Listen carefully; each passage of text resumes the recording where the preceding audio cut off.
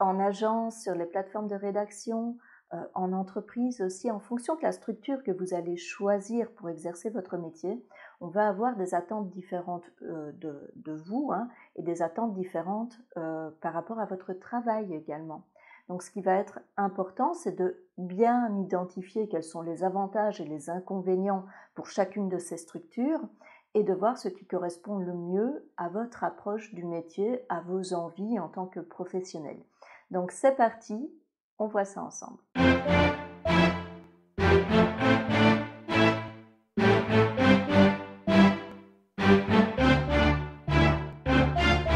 Premièrement, les plateformes de rédaction. Alors les plateformes de rédaction, c'est quelque chose de relativement courant dans une carrière de rédacteur. Quand on débute en rédaction web, souvent on découvre le métier grâce aux plateformes de rédaction. Alors il y a des avantages et des inconvénients forcément à travailler en plateforme de rédaction. Le premier avantage, c'est tout simplement que vous allez pouvoir tester votre écriture sur différentes thématiques.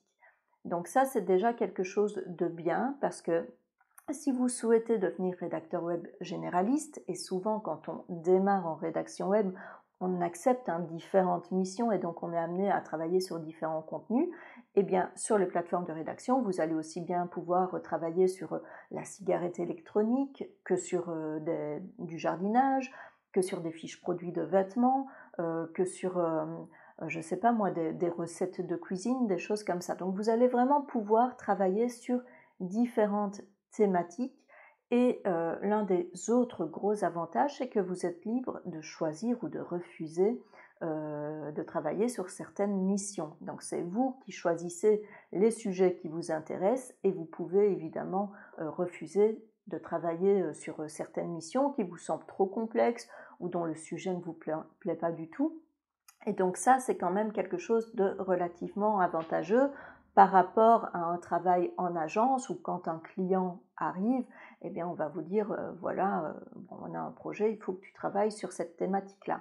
Alors par exemple, si vraiment tout ce qui est lié à la comptabilité ou au droit ne vous tente pas, que vous ne vous sentez pas prêt encore à rédiger sur cette thématique-là ou tout simplement vous n'aimez pas, eh bien voilà, sur une plateforme de rédaction, même s'il y a des missions de ce type, vous n'êtes pas obligé d'accepter. Vous pouvez choisir ou refuser votre mission. C'est quand même un gros avantage quand on débute, tout simplement. Second avantage sur les plateformes de rédaction, c'est que vous êtes libre vraiment de gérer votre temps. Alors il y a souvent des délais relativement courts pour remettre les textes, hein, en général c'est 48 heures. Donc à partir du moment où vous acceptez un texte, vous avez environ 48 heures pour rendre votre texte. C'est pour ça souvent aussi que sur les plateformes de rédaction, vous pouvez accepter maximum 3 textes, hein, donc réservez pour vous maximum 3 textes, parfois 5 lorsque vous êtes déjà un peu connu de l'équipe de la plateforme, mais en tout cas vous avez un nombre limité de textes que vous pouvez réserver et vous êtes donc obligé entre guillemets de réaliser cette commande dans un délai relativement court, 48 heures. C'est pratique quand on commence et qu'on n'a pas son planning chargé. Quand on a déjà une clientèle bien établie et qu'on utilise les plateformes de rédaction en règle générale pour combler un peu les trous, ça peut s'avérer un peu plus compliqué de respecter ces délais. Mais en attendant, voilà, c'est quelque chose qu'il faut savoir. À partir du moment où vous prenez une mission, vous vous engagez à la rendre dans un délai relativement court. Un autre inconvénient des plateformes de rédaction, c'est bien évidemment les tarifs. Alors les tarifs, bon, ça on ne vous le cache pas et tout le monde le sait dans la profession, sont relativement bas, sont même voire très très bas. On le sait, c'est comme ça ne sert à rien de crier haut et fort que c'est un scandale, c'est comme ça. Ce sont en règle générale vraiment des plateformes dédiées à des rédacteurs qui n'ont pas encore d'expérience, qui parfois ne sont pas formés du tout. Donc forcément, les tarifs sont relativement bas. Le but de ces plateformes, c'est d'engendrer du volume, hein, de recevoir des commandes volumineuses. Et donc forcément, elles doivent vraiment pratiquer des prix très très attractifs pour leurs clients pour pouvoir obtenir de telles commandes. Et forcément, ces prix attractif se répercute sur la rémunération des rédacteurs. Voilà, donc c'est un peu ça le problème, c'est que vous allez travailler pour un prix relativement bas. Par contre, vous n'avez aucun contact avec le client, si ce n'est peut-être via un système de messagerie. Donc normalement, vous n'êtes pas censé gérer la relation client, qui est quand même quelque chose de relativement chronophage. Donc voilà, ça récupère, hein, ça vous aide à récupérer un petit peu de temps sur vos travaux de rédaction. Donc vous pouvez être à la limite un peu plus productif. Bon, ça ne compense pas vraiment le manque à gagner, par exemple si vous étiez en direct avec le client. Mais en tout cas, voilà comment ça se passe, les avantages et les inconvénients à travailler sur une plateforme de rédaction. Deuxième moyen d'exercer votre métier de rédacteur web, c'est travailler pour une agence de rédaction. Il y en a qui se développent pour le moment, hein, on en voit de plus en plus. Ces agences de rédaction, en fait, le gros avantage de travailler pour ces agences déjà, c'est que vous êtes un peu mieux payé tout de même que sur les plateformes de rédaction low cost. Donc ça, c'est déjà pas mal quand on doit rentrer des sous, quand on est rédacteur web freelance, de pouvoir comme ça être un peu mieux payé pour son travail. Le deuxième avantage, et ça peut être un inconvénient aussi, c'est que vous allez avoir du volume. Donc souvent, ces agences de rédaction décrochent des contrats, hein, de missions de 100, 200, 300, parfois 1000 textes. Il y a du volume, donc vous êtes certain d'avoir régulièrement du travail grâce à ces agences de rédaction. Ça peut être aussi un inconvénient, ce volume, parce que justement, hein, pour pouvoir intégrer les équipes de ces agences de rédaction, on va vous demander un nombre de mots minimum, que ce soit par jour, par semaine ou par mois, ou un nombre d'articles minimum ou de pages minimum à remettre au bout d'un certain temps. Donc je sais qu'il y a certaines agences qui demandent minimum 5000 mots par semaine, donc comptez environ 5 gros articles. D'autres qui demandent 25 à 30 articles par mois. Donc ça, c'est bien également pour les rédacteurs qui n'ont pas encore su se développer une clientèle vraiment qui leur permette de vivre, hein, vraiment de leur activité. Ça leur permet d'avoir quand même un gros client qui est cette agence de rédaction et donc de rentrer un certain montant en termes de chiffre d'affaires, même si la rémunération n'est pas vraiment exceptionnelle, mais en tout cas là on joue sur le volume. Donc ça peut être donc cette histoire de volume, avantage et inconvénient de travailler avec une agence de rédaction. Un autre inconvénient aussi, c'est que vous n'allez pas forcément avoir contact avec le client final. Donc vraiment ce qu'on attend de vous, c'est de produire du texte, hein, de rédiger, et donc là vous n'allez pas encore pouvoir tester vos compétences en gestion de projet et en gestion de la relation client. Donc si vous voulez à un moment donné vraiment exercer le métier en tant que freelance dans son intégralité, c'est pas en travaillant pour une agence de rédaction que vous allez pouvoir y parvenir. Par contre, si vous avez besoin de faire augmenter votre chiffre d'affaires rapidement, ça, c'est une bonne option vraiment pour vous, c'est de travailler pour une agence de rédaction. Et je vous dis, pour le moment, il y en a plusieurs sur le marché qui régulièrement lancent des campagnes d'onboarding, donc vraiment pour accueillir de nouveaux rédacteurs. Donc c'est peut-être une option pour vous si vous cherchez à faire du volume rapidement. Troisième moyen d'exercer votre métier de rédacteur web, c'est en agence web ou en agence de communication. Alors oui, là c'est sous statut de salarié, hein, le plus souvent, mais c'est relativement intéressant. Il faut savoir tout de même que la plupart des personnes qui suivent ma formation à Rédaction Web Level Up, eh bien en fait ces personnes souhaitent devenir rédacteur web freelance. Mais j'ai également certaines personnes qui souhaitent vraiment s'améliorer en rédaction web ou apprendre la rédaction web SEO pour espérer décrocher un emploi, que ce soit en entreprise, en agence de communication ou en agence web. Donc c'est une compétence, la rédaction web, qui est de plus en plus recherchée, et maintenant les agences de communication et certaines agences web, je vais dire de moyenne taille, ont tendance à embaucher leurs propres créateurs de contenu. Alors l'avantage, c'est déjà que vous avez un travail stable, donc c'est un travail de salarié, Et c'est vrai que si vous n'avez pas envie d'être à votre propre compte, de devenir rédacteur web indépendant, c'est une bonne option. Le second avantage, c'est que vous avez directement contact avec le client. Ça va vraiment vous permettre de pouvoir travailler sur l'ensemble de la mission, depuis la récolte des besoins de votre client jusqu'à la livraison des contenus et le suivi de la relation commerciale. Donc ça, c'est vraiment quelque chose qui est intéressant. C'est une approche complète du métier de rédacteur web tel qu'il peut être réalisé quand on est indépendant. Donc ça, c'est plutôt bien. Un avantage qui pourrait être un inconvénient, ça c'est à vous de voir en fonction de ce que vous souhaitez, c'est que vous allez travailler forcément sur différentes thématiques. Donc en fonction du site web qui va être créé ou de la refonte de site web en cours ou de la stratégie de contenu qui doit être mise en place en fonction vraiment du secteur d'où provient le client et de son activité, vous allez être tenu de rédiger sur cette thématique-là. Ce qui n'est pas forcément toujours évident, et puis aussi il y a des thématiques que l'on préfère, des thématiques que l'on aime moins, mais là il n'y a pas le choix, vous êtes salarié, vous allez devoir créer du contenu sur n'importe quelle thématique et vous ne pourrez pas, contrairement à un rédacteur web freelance, accepter ou refuser les missions, forcément.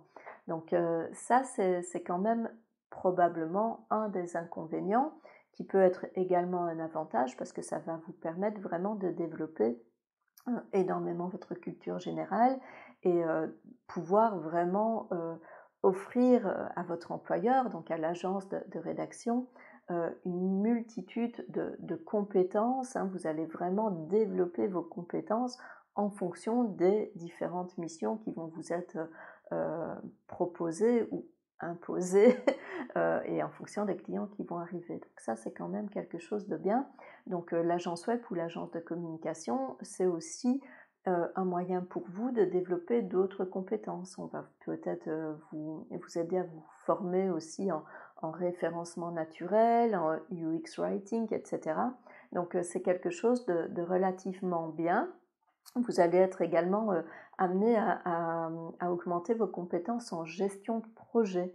Et ça, c'est quelque chose qui est bien et qui est utile quand vous commencez à travailler vraiment avec des clients, ce qu'on appelle des clients grands comptes, des grandes entreprises qui sont habitués vraiment à travailler en mode, ce qu'on dit en mode agile, donc être le plus efficace possible, vraiment suivre vos projets en utilisant des outils de gestion de projet, que ce soit Asana, que ce soit Trello, de travailler avec Slack, etc.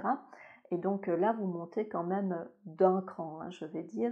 Et donc c'est une façon relativement agréable, sûre, étant donné que vous êtes salarié, et aussi intellectuellement parlant satisfaisante d'exercer le métier de rédacteur web. Quatrième façon de travailler en tant que rédacteur web, c'est de travailler en entreprise.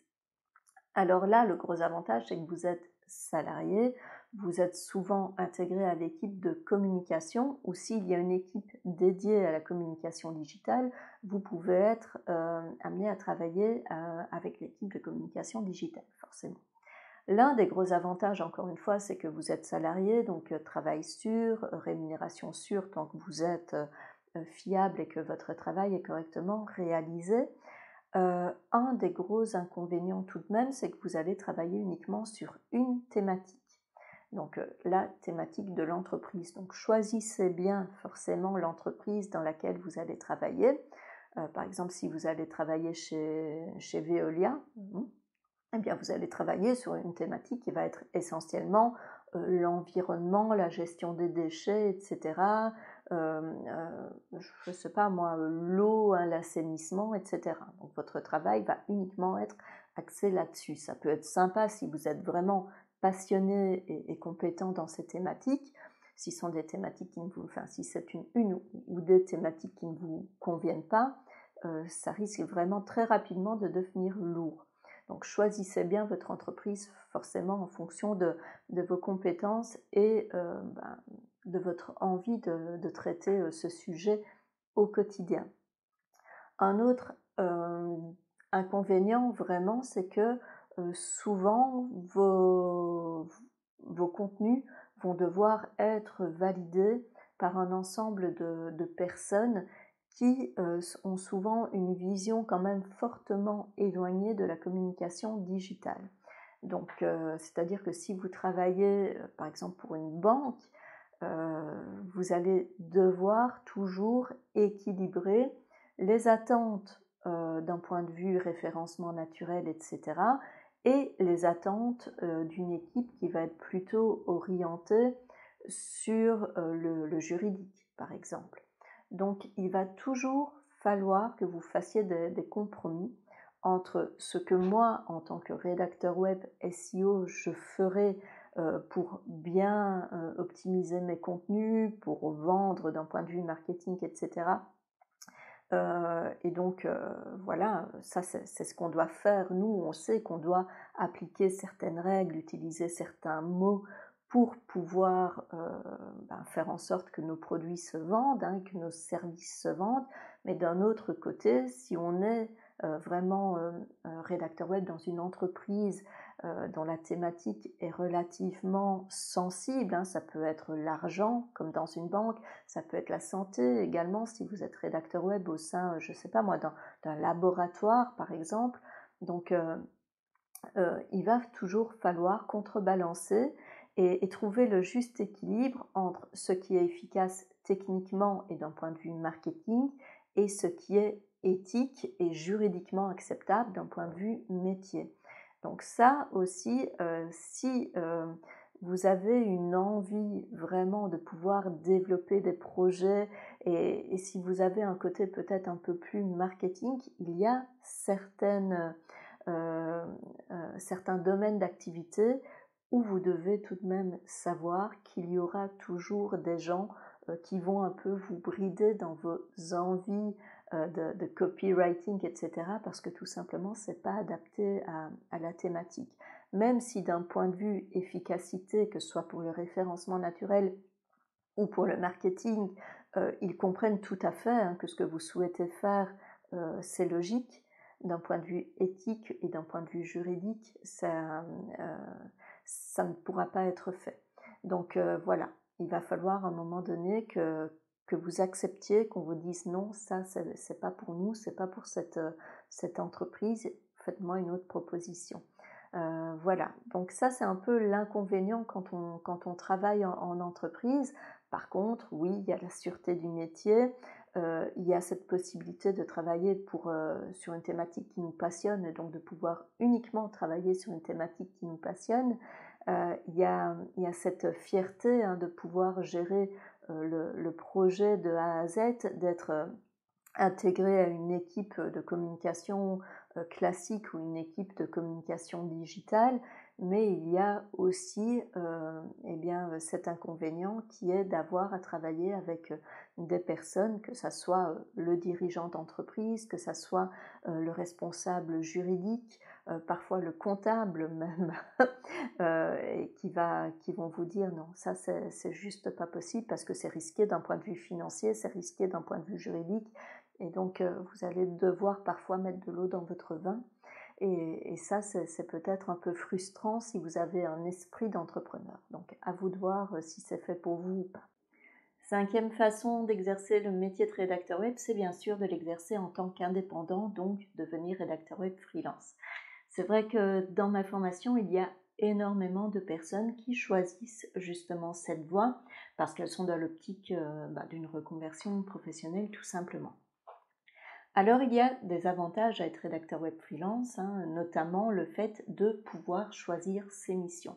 Évidemment pas forcément au début, hein, là on a tendance à prendre plus ou moins ce qui se présente parce que ça nous fait du chiffre d'affaires et c'est une réaction tout à fait normale sur laquelle il faudra travailler, hein. Il ne faudra pas toujours rester dans cette optique-là. On verra ça dans une autre vidéo, mais en tout cas, quand on débute, c'est tout à fait normal d'être content d'avoir une mission, même si c'est sur un thème qu'on n'aime pas trop, etc. Donc on peut choisir en fait les missions sur lesquelles on souhaite travailler, ou on peut choisir de se spécialiser par exemple dans certaines thématiques ou dans certaines techniques de rédaction aussi, hein, plutôt de storytelling, plutôt dans le copywriting, plutôt peut-être dans les articles de blog ou dans des contenus vraiment très optimisés, etc. Donc ça, c'est vraiment à vous de choisir et ça, vous pouvez le faire quand vous êtes indépendant, contrairement aux rédacteurs web qui travaillent soit en entreprise, soit en agence. Ensuite, le deuxième avantage d'être rédacteur web freelance, c'est que vous allez pouvoir forcément pratiquer les prix qui vous semblent être les plus justes pour votre travail. Alors pour ça, vous allez devoir notamment regarder un peu ce qui se fait sur le marché, tenir compte de vos jours de congé, également tenir compte du temps que vous allez passer sur une mission, etc. Donc c'est pas toujours simple au début, mais en tout cas, voilà, c'est un des avantages que l'on a, c'est pouvoir pratiquer les tarifs qui nous semblent le plus justes pour pouvoir vivre décemment de notre activité. Il y a aussi un autre gros avantage à être rédacteur web freelance, c'est évidemment de pouvoir gérer son temps à sa guise, hein, c'est vraiment ça. Donc quand on est rédacteur, l'important c'est que le travail soit fait, que le client reçoive les textes qu'il nous a commandés dans les délais qu'on lui a annoncés et qui ont été négociés lors du début de la mission. Alors évidemment, cela ne vous oblige pas à faire un 8-17 ou un 9-18 traditionnel. Vous pouvez étendre votre travail sur les 7 jours de la semaine, vous lever très tôt le matin et effectuer une grosse séance de travail le matin, prendre un peu de temps pour vous en journée et recommencer en fin d'après-midi par exemple, etc. Donc ça c'est vraiment à vous d'adapter votre travail, votre temps de travail à votre vie, à vos envies.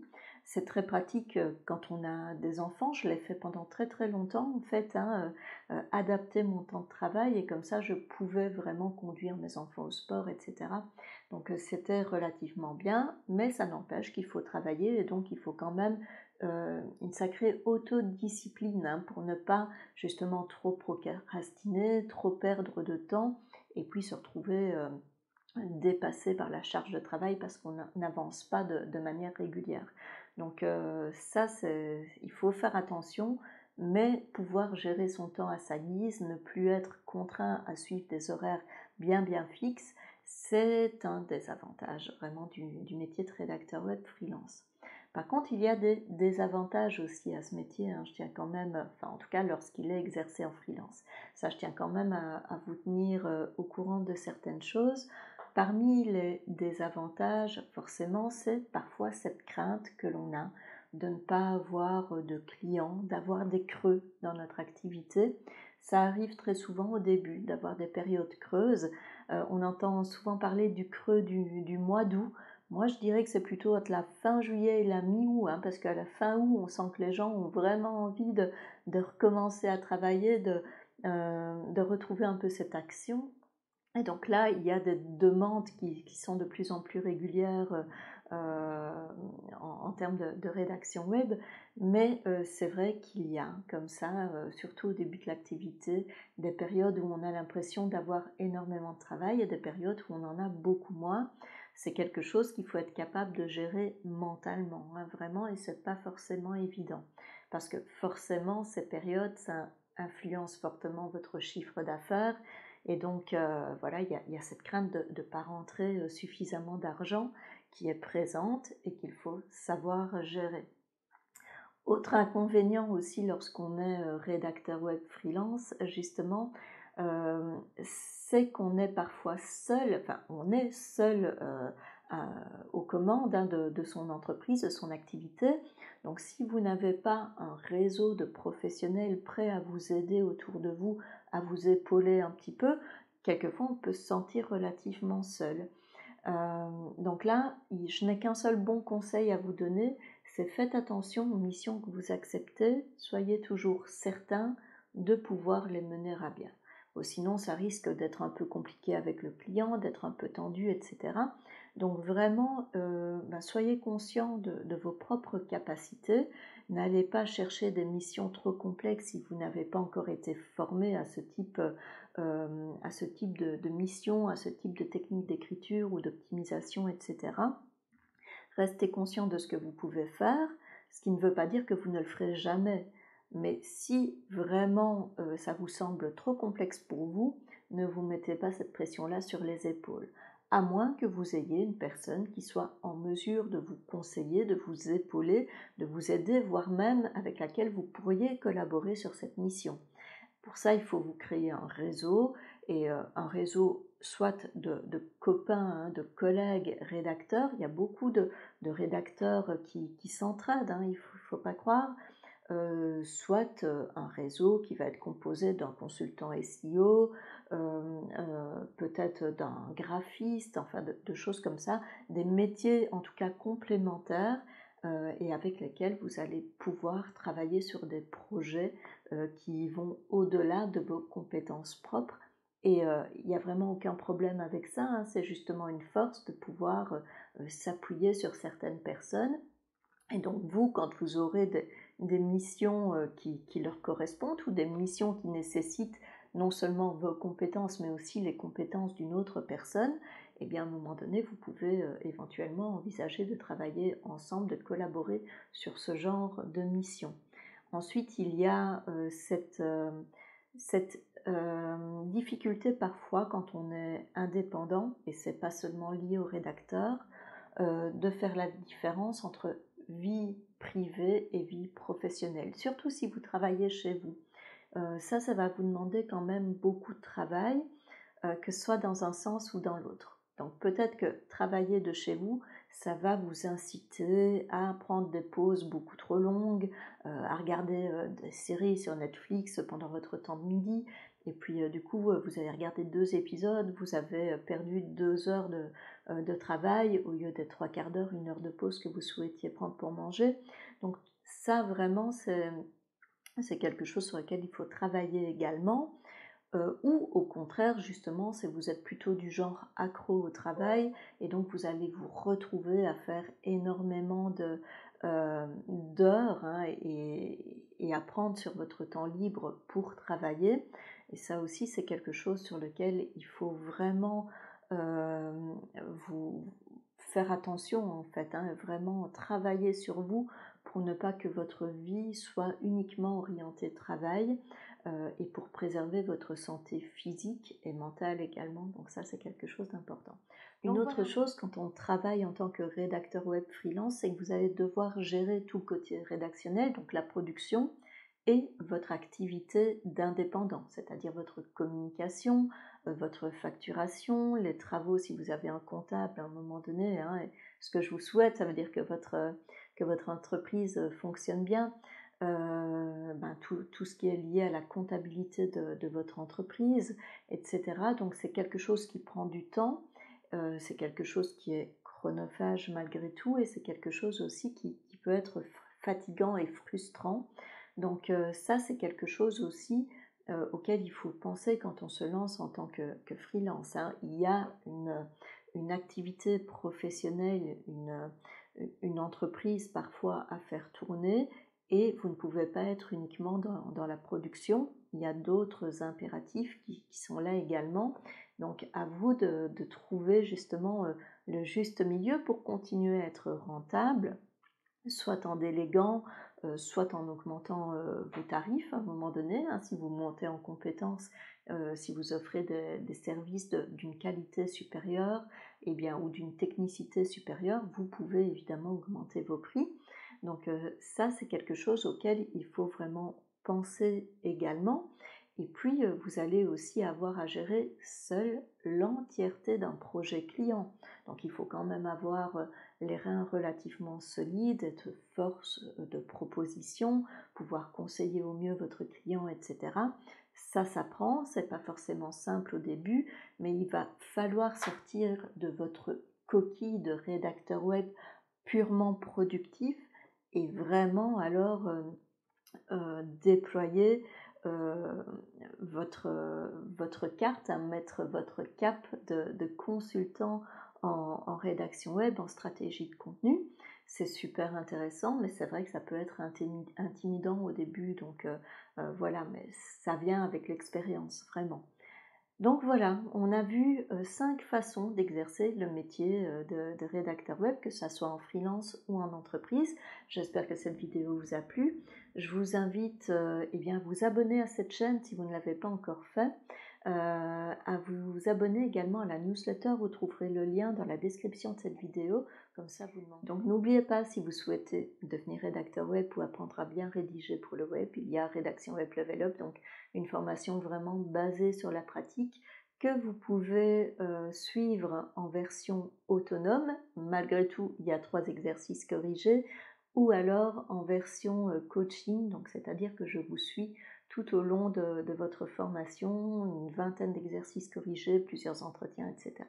Je vous dis à très bientôt pour une autre vidéo et je vous souhaite un excellent travail.